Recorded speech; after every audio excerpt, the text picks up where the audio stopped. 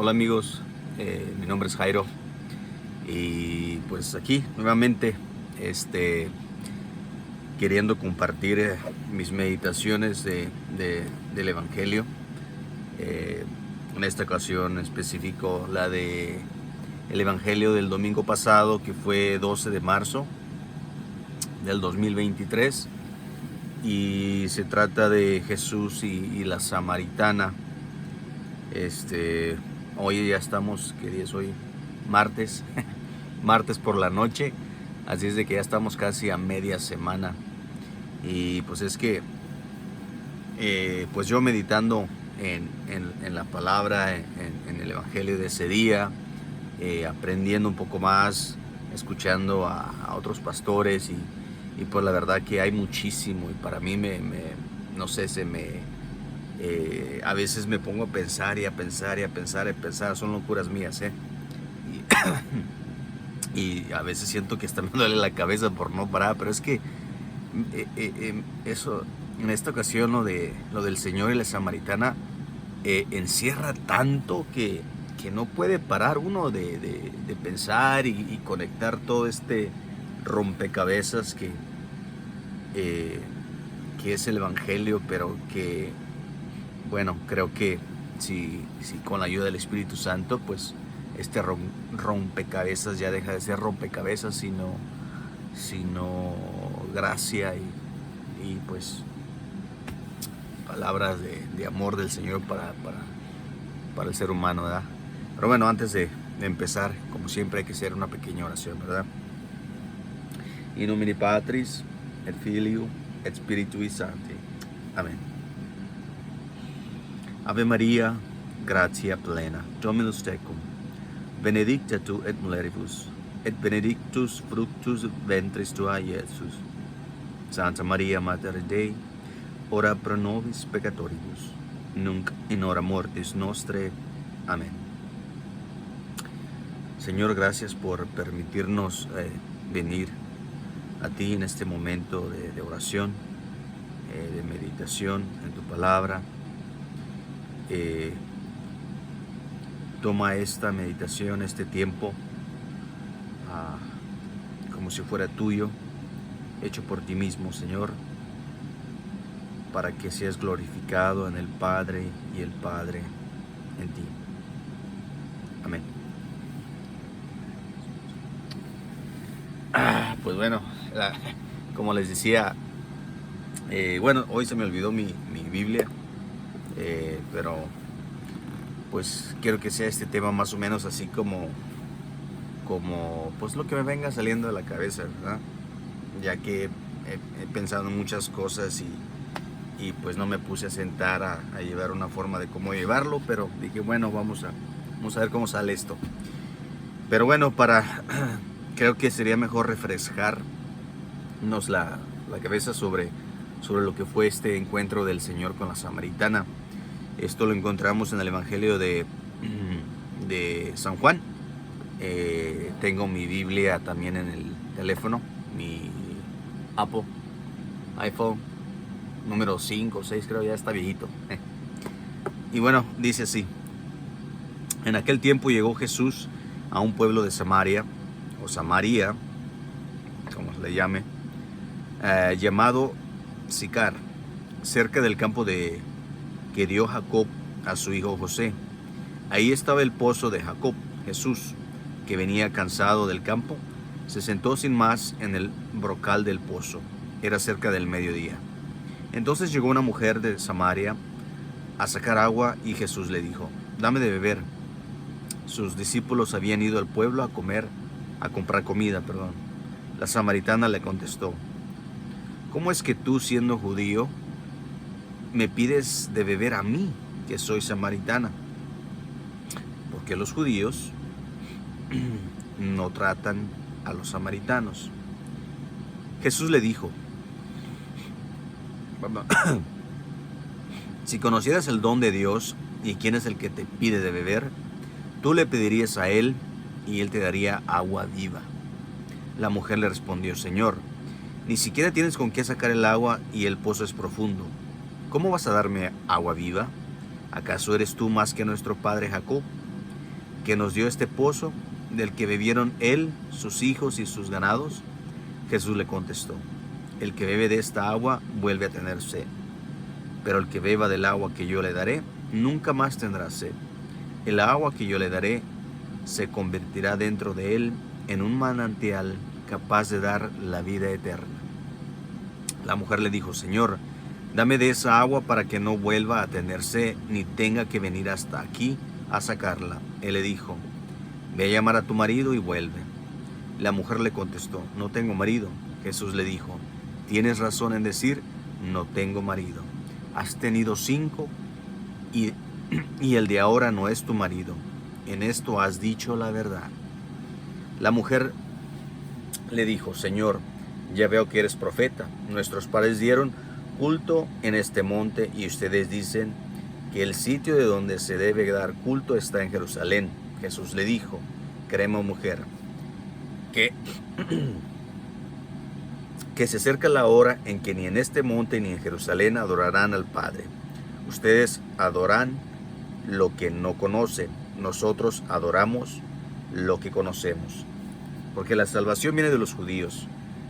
Pero se acerca la hora, y ya está aquí, en que los que quieran dar culto verdadero adorarán al Padre en espíritu y en verdad, porque así es como el Padre quiere que se le dé culto. Dios es espíritu, y los que lo adoran deben hacerlo en espíritu y en verdad. La mujer le dijo: ya sé que va a venir el Mesías, es decir, Cristo.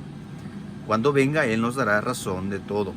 Jesús le dijo: yo soy el que habla contigo. En esto llegaron los discípulos y se sorprendieron de que comenzando con una mujer. Sin embargo, ninguno le dijo nada. Que le preguntaron o de qué hablaba con ella. Entonces la mujer dejó su cántaro, se fue al pueblo y comenzó a decir a la gente: vengan a ver a un hombre que me ha dicho todo lo que he hecho. ¿No será este el Mesías? Salieron del pueblo y se pusieron en camino hacia donde él estaba. Mientras tanto, sus discípulos le insistían: Maestro, come. Él les dijo: yo tengo por comida un alimento que ustedes no conocen. Los discípulos comenzaban, bueno, ya que lo voy a parar porque creo que lo más importante pues ya lo leí, y lo demás es donde los discípulos pues estaban confundidos. El Señor le dijo que tiene otra comida y bueno, ahí termina. Y bueno, creo que, como les dije, aquí encierra tanto y a mí me hizo pensar y me llegaba a otras cosas y nada más decía wow. Y solamente si lo pudiera subrayar en una frase, una palabra, pues yo simplemente diría que Dios es amor, como lo dice San Juan también. Y es que hay tantas similitudes y figuras que puedes ver en este intercambio entre el Señor y la samaritana que es impresionante. Por ejemplo, el Señor habla de ríos o manantiales que estarán, dice manantiales, no tengas, okay. Y él tendrá agua viva. Donde Dios quiere es el que pide de beber, le darás agua. Mujeres, pues Señor, ni siquiera tienes onza.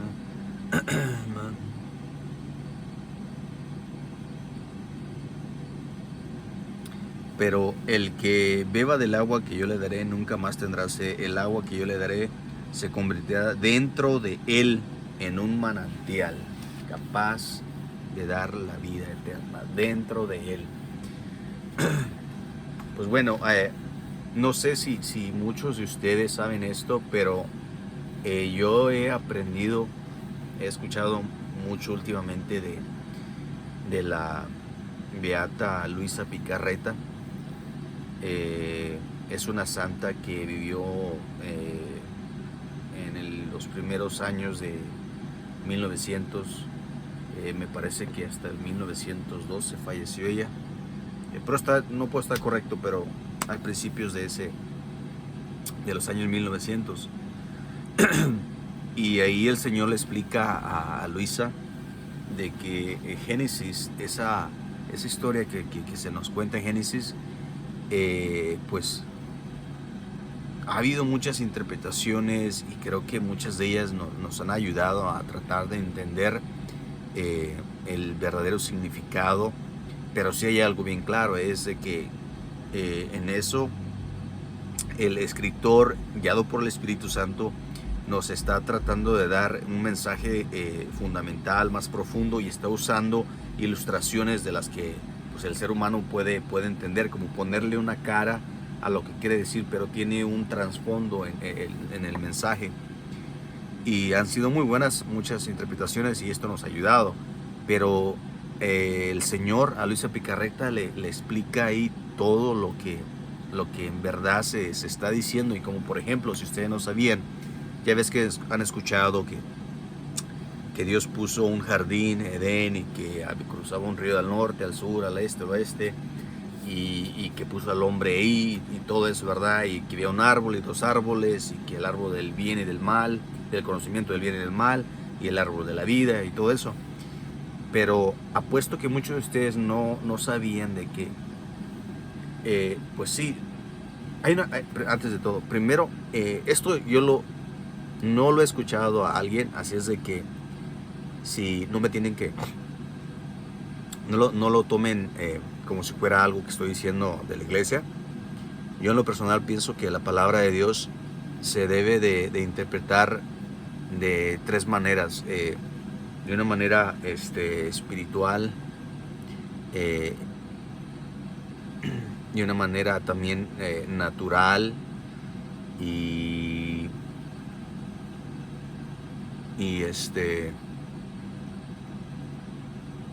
ya se me fue la otra. Y de una manera pues literal. Creo que es a la conclusión que llegué una vez estaba pensando en eso. Y es que también por ahí, no sé si sea la mejor analogía, pero por ahí también lo logro ver en lo que es en la Santísima Trinidad, que es el Padre que se revela en el ámbito natural. Dios se encarna y está esa comunicación con el hombre en forma espiritualmente, es el Espíritu Santo. Entonces me parece que de esa misma manera podemos ver la palabra de Dios, y creo que es aquí donde se confunden muchos de nuestros hermanos protestantes, porque quieren ver todo o literal o espiritual, y por eso es de que llegan a la conclusión como lo de la iglesia, que la iglesia es algo espiritual, no es algo físico, no es institucional. Y pues se equivocan, porque pues Dios se reveló a nosotros de una manera, se reveló a nosotros en la carne. No es nada más esta relación espiritual, sino que también concreta, natural, como lo dije anteriormente, real, y pues ahí es donde yo creo que se han equivocado. También por ahí va lo de la Santa Eucaristía, que lo ven de una manera simbólica y no real, pero yo creo que tienen las dos. Entonces, regresando a Génesis, entonces el Señor le explica a Luisa Picarreta que sí hay un jardín real que fue para el hombre, es la creación, que era, yo creo que todo el mundo, todo el planeta Tierra, que fue creado para el hombre, y ese era el jardín, básicamente, el paraíso para el hombre. Pero también está un paraíso para Dios, y ese paraíso es el hombre. Entonces cuando escuchas también esto de que y el Espíritu de Dios se paseaba por el jardín. Eso quiere decir que es el Espíritu Santo dentro del hombre, que estaba viviendo dentro del hombre, porque eso de dos árboles que estaban en el centro del paraíso y que estaban conectados, el árbol del bien y del conocimiento del bien y del mal y el árbol de la vida, y que un árbol, el conocimiento del bien y del mal, no tenían que comer, y que si comían, pues irremediablemente morirían. Pues ese se refiere a la voluntad humana, y el árbol de la vida se refiere a la voluntad divina, que tenían que permanecer unidas. La voluntad humana creada por Dios para que con el libre albedrío tuviera esa opción de escoger a Dios, de siempre estar unido a Dios, al árbol de la vida.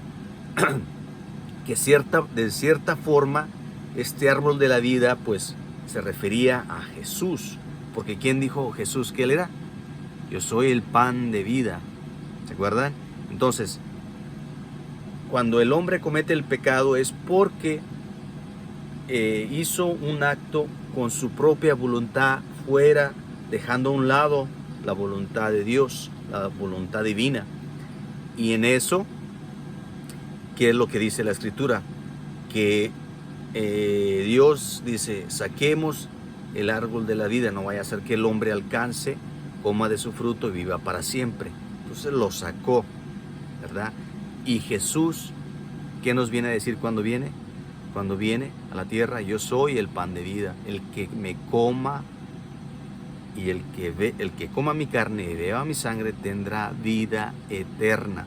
Eso es lo que vino Jesús a reparar, a lo que al principio estaba unido.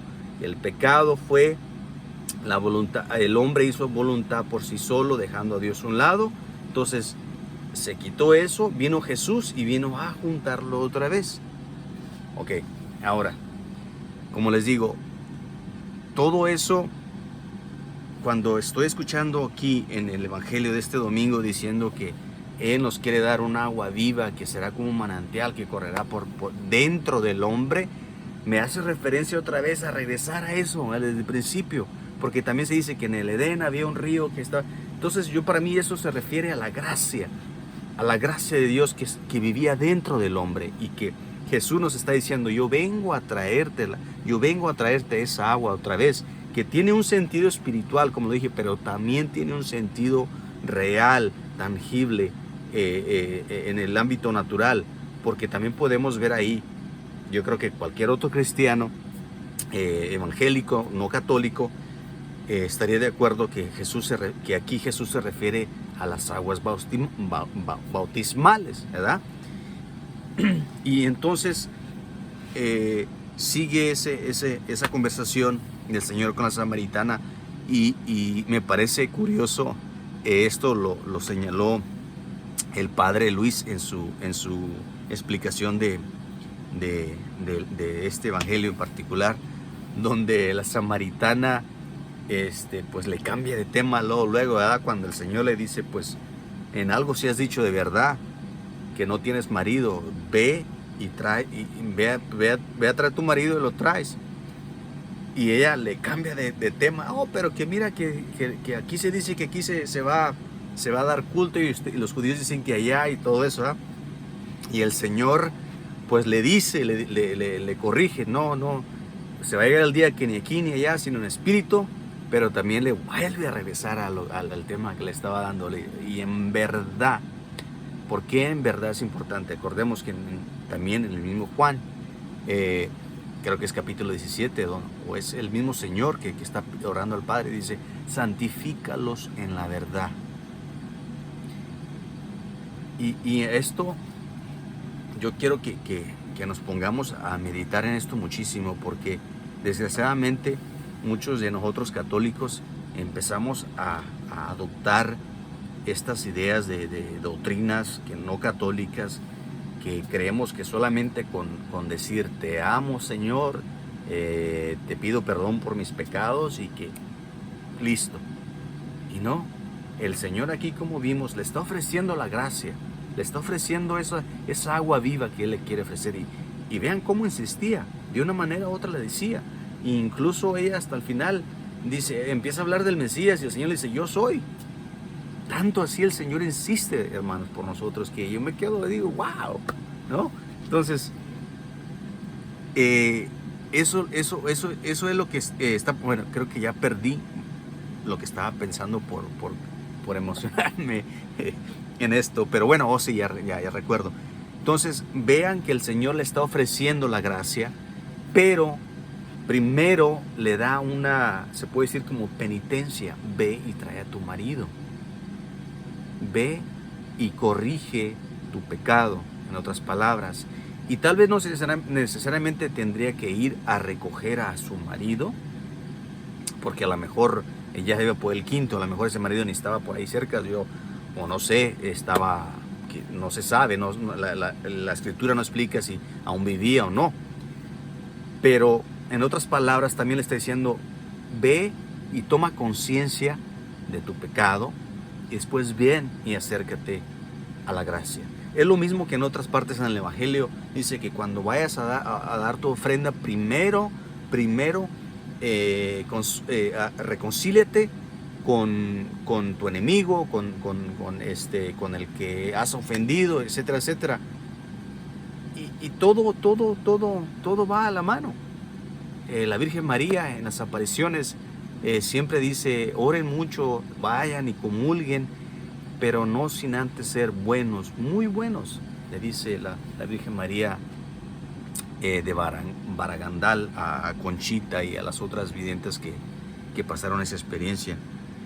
Entonces, existe ese elemento del que nosotros católicos nos queremos olvidar, y creo que no estamos siendo realistas, creo que no estamos siendo honestos con nosotros mismos si pensamos que Dios es amor y misericordia. Y sí es verdad, Dios es amor y misericordia, pero también es justo,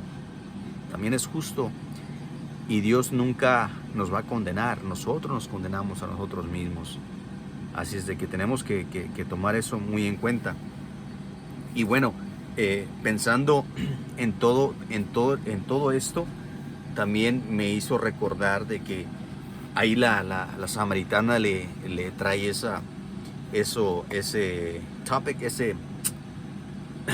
ese dilema, no sé si es dilema, o ese problema que tenían los samaritanos con los judíos de que dónde se debería de dar culto, aquí o allá, o eso.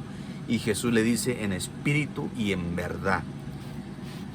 Aquí otro error de los hermanos no católicos, que como les digo, a veces quieren ver, pero yo entiendo que la interpretación que le dan, pero yo me pregunto por qué es que en algunas partes dicen, es que en el Viejo Testamento dice esto y es para siempre y no cambia.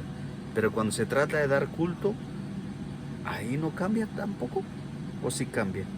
Porque el culto que nuestros hermanos separados dan es algo totalmente distinto a toda la tradición judía por miles y miles de años. Y ahí pareciera que ese argumento de que no cambian las cosas, ahí sí cambian. Y lo quieren tomar todo espiritual, como lo dije, ya que nomás amas al Señor ahí donde estés y levantamos las manos y aleluya, aleluya y todo listo. Pero no. Si recordamos en el Viejo Testamento, por 2000 años o no tantos años, miles de años, los judíos tenían un templo, tenían para ir a adorar a Dios, para dar culto, y en el templo había un altar, había una víctima y había un sacrificio. Eso está desde el principio, desde Génesis, cuando el Señor le dice, cuando Dios le dice al faraón, deja ir a mi pueblo a que me vayan a dar culto. Y después cuando logra Moisés sacarlos de Egipto, van y dan culto, y es la misma manera. Hay una víctima, hay un altar y un sacrificio. Abraham, que hizo algo parecido a lo que venía, era como una prefiguración de lo que iba a ser nuestro Señor. Hizo un montón de piedras, el altar, y después había una víctima que era su hijo, y después lo iba a crucificar, a sacrificar. En esa manera iba a dar culto, iba a mostrarle a Dios su fe, ¿cierto? Ahora, ¿qué también dice Hebreos 13:8? Que Dios es el mismo ayer, hoy y siempre. Pues hermanos, entiendan esto por favor. Jesús, la persona de nuestro Señor, Él cumple todo esto en su persona y sigue esa misma línea. El Señor, ¿qué dijo Juan el Bautista? Aquí viene el Cordero de Dios que quita el pecado del mundo. El Señor fue crucificado y Él fue la víctima de lo que era anteriormente, que eran animales o borregos, no borregos, o borregos, lambs, no sé cómo le, borregos, lambs, corderos, que se sacrificaban. ¿Y dónde está el altar? La cruz. Entonces, haciendo un poco de referencia a esto, también podemos ver, se sabe que en los tiempos que estaba el altar, el templo de Jerusalén, de tantos sacrificios que se daban, salía mucha sangre por los drenajes, y esa sangre se mixteaba con el agua. Y hay una cosa que me quedo así como misma escritura dice que Dios hace a los sabios caer en sus propios pensamientos, y yo creo que el Señor lo hace de una forma espectacular, pero sobre todo de una forma de amorosa, grandiosa. ¿Qué les dijo el Señor a los judíos que no lo creían? Que cuando estaba en el templo, ustedes ven este templo, yo lo voy a derribar y en 3 días lo vuelvo a construir. Y ellos no entendieron que el Señor hablaba del templo que era su cuerpo. Ahora, ¿qué pasa cuando el Señor deja el Espíritu, fallece y está en la cruz colgado, muerto? Llega un soldado y lo atraviesa con una lanza. Y de la lanza que lo atraviesa, ¿qué sale? Agua y sangre, dijo el apóstol San Juan en su evangelio. Agua y sangre. ¿Se acuerdan cómo el Señor le está ofreciendo a la samaritana agua viva? Desgraciadamente, nosotros tenemos vida por la muerte de nuestro Señor. Pero también eso me llegó este pensamiento, porque cuando el Señor le dice agua, también ¿de qué agua se refiere? Que le dé agua viva, y se me vino esa imagen de la cruz donde el Señor está sacando agua y sangre. Y para mí, ¿qué representa el agua? Pues la purificación, el bautismo, donde se nos limpian nuestros pecados. La sangre se refiere a los pecados. ¿Por qué? Porque en el templo de Jerusalén se sacrificaban animales y la derramación de la sangre era para el perdón de los pecados. Pero también la sangre es para que también veamos lo que le costamos al Señor, su propia sangre. Pero de ahí flota toda la gracia que Él nos da. Y fíjense, otra imagen más, otra figura más que se nos viene. Yo ya lo había escuchado esto, pero como les digo, me empecé a recordar todo esto, así se me venían para acá y para allá, tantos pensamientos. Y esto yo no lo digo, San Agustín lo dijo, como ahí nuestro Señor, pues ya fallecido en la cruz, es como una posfigura a lo que al primer Adán. ¿Por qué? Porque ¿qué dice la Escritura? que Adán, cuando Dios vio que no era bueno que estuviera solo, lo puso en sueño, y dormido de la costilla le sacó a Eva, a su esposa. Y ahora vean al Señor cómo está dormido, en este caso fallecido, pero dormido. Es otra cosa que los hermanos protestantes confunden mucho, de que dicen que el muerto se va a dormir y que nada más. Es un enredo. No sé cómo es que ellos pueden asegurar cuando se trata de que la escritura está hablando de dormir, o que está hablando simplemente de una manera figurativa. También está como cuando el Señor le dijo a ese joven rico que lo quería seguir, y le dijo, pues ve y deja que los muertos entierren a sus muertos. A ver, caray, si acaso ¿a poco hay muertos que se levantan a enterrar a otros muertos? ¿Verdad que no? Entonces el Señor estaba hablando de una muerte espiritual, de personas que están muertas espiritualmente. Es lo que nos pasó en el pecado original. Esa muerte fue espiritual primordialmente, pero se reflejó en el ámbito natural cuando ya la muerte física también llega. Por eso es que digo que la escritura siempre tiene un ambiente espiritual primordialmente, pero se refleja en lo natural. Muchos de nosotros a veces no pensamos en esto cuando tomamos en cuenta que nuestro Señor, cuando vemos la pasión, como la película de Mel Gibson, The Passion of Christ, donde vemos lo que hizo nuestro Señor y lo que sufrió y todo eso, y pues sí, nos da tristeza. ¿Quién no llora de ver esa movie? Y dice uno, wow, lo que hizo el Señor por nosotros. Podemos ver ese dolor, tal vez no lo sintamos, pero podemos entender que fue un dolor, no sé, enorme. Pero acuérdense que lo primordial que perdimos fue espiritual. Así es de que el Señor, cuando pagó por nuestros pecados, lo pagó con la carne. Pero imagínense por dentro qué estaba sufriendo.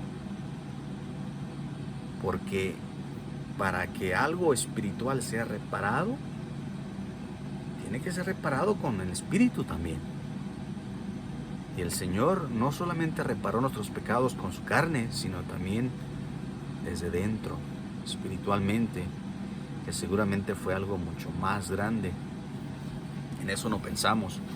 Pero bueno, como les decía, qué maravilloso, ¿no? Ver esta figura de nuestro Señor, donde Adán dormido, le sacaron a Eva de su costilla. Ahora en la cruz el Señor fallecido, dormido, sale, le meten la esclava y sale estas aguas misericordiosas bautismales, que es la que hace que nosotros en el bautismo, que no nomás es algo espiritual simbológico, sino que también tiene que ser algo natural, real. Por eso es un sacramento, porque es un símbolo que el Señor, nuestro Señor, dejó para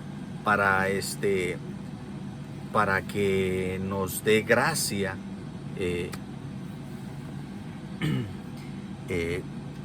No me acuerdo exactamente cuál es la definición correcta de los sacramentos, pero por ahí va la cosa, que es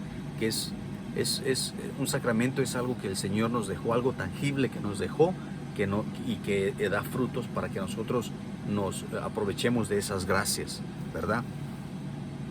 Y entonces, cuando eso sale y nosotros somos bautizados, pasamos a ser de la iglesia, pasamos a ser hijos de Dios, ¿ok? Pasamos a ser hijos de Dios. ¿Y qué se conoce también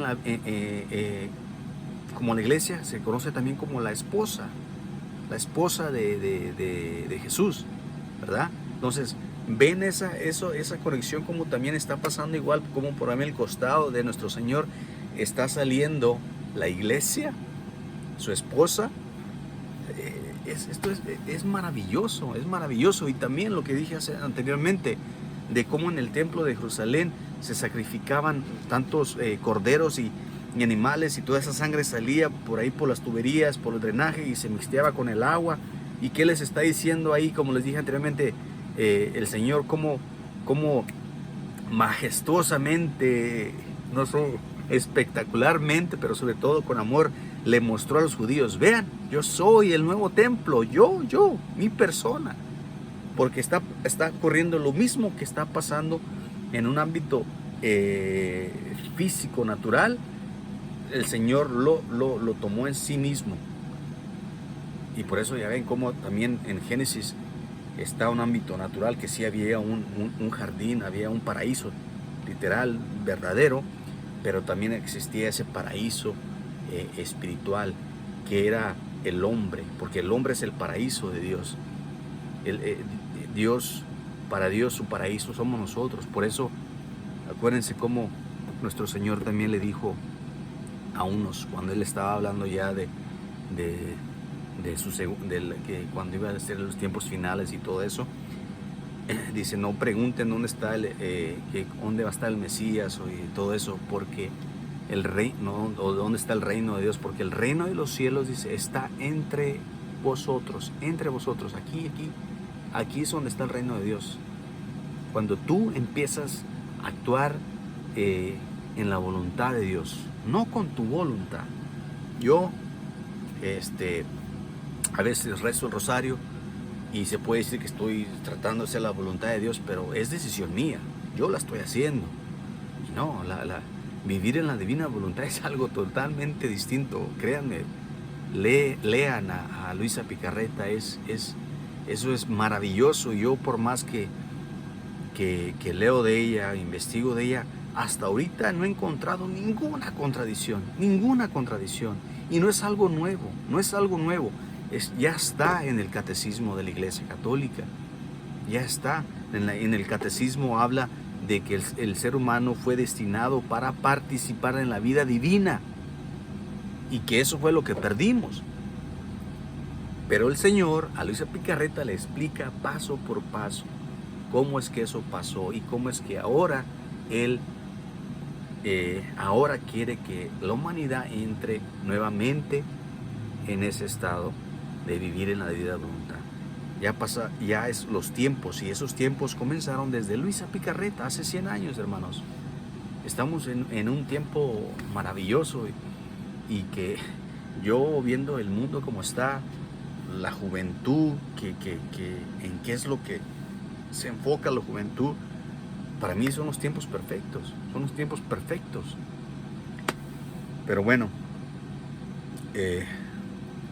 creo que ya son 37 minutos de este video, y creo que ya lo debo de terminar, pero no sé, a mí me fascinó todo esto. Y para cerrar, como les digo, toda escritura tiene también su ámbito personal, donde el Señor está teniendo esta conversación personal con la samaritana, pero también tiene toda esa, encierra todo esto mucho más grande de lo que está ocurriendo con la samaritana y el Señor. También abarca a toda la iglesia, a toda la economía de la salvación. Cuando lo empieza uno a analizar y ver cada signo, cada palabra que dice el Señor, cada movimiento, incluso el que Él estuviera ahí en el pozo de Jacob, y la samaritana también tenía que decir mucho, porque en los tiempos judíos, cuando un hombre se quería casar, ¿a dónde iba? Al pozo, allá donde llegaban las mujeres a agarrar agua, porque es como los católicos que yo escuchaba. Yo cuando andaba buscando, yo iba a misa nomás para ir a buscar novia. En aquellos tiempos, los judíos, cuando querían buscar novia, iban allá donde iban las mujeres. Entonces eso tenía que ver mucho, donde la figura de nuestro Señor y la samaritana, y en el pozo, y hablando a solas, porque, a ver, y es que la palabra nos está tratando de decir algo más, porque acuérdense, muchas veces el Señor habló con muchas mujeres, y los discípulos no se escandalizaron y ni se empezaron a preguntar qué está pasando aquí. ¿Y por qué lo hizo con la samaritana? ¿Por qué? Porque estaban solos, y porque estaban en ese lugar donde se conocía como que un hombre iba a buscar novia. Y todo eso nos está diciendo que Jesús es como quien dice el bride. ¿Cómo se dice el bride? El bride en español. ¡Ay! El bride es como el esposo que va en busca, porque va en busca del Señor. Y vemos, como dijimos, que él estaba insistiendo, va en busca de su esposa, ¿verdad? Y viene, como les dije, encierra todo esto, que es más que nada más esa relación entre ellos dos, sino también en la iglesia. Y es por eso que ahí es donde yo dudo de una interpretación que está por ahí, donde dicen que cuando le dice a la samaritana que 5 esposos has tenido, y empiezan, algunos teólogos han dicho que se refiere a los 5 imperios que Jerusalén, con los que se ha corrompido, y creo que algo así, con los imperios o las culturas o las culturas paganas donde los judíos se corrompieron y adoptaron esas ideas, ideologías.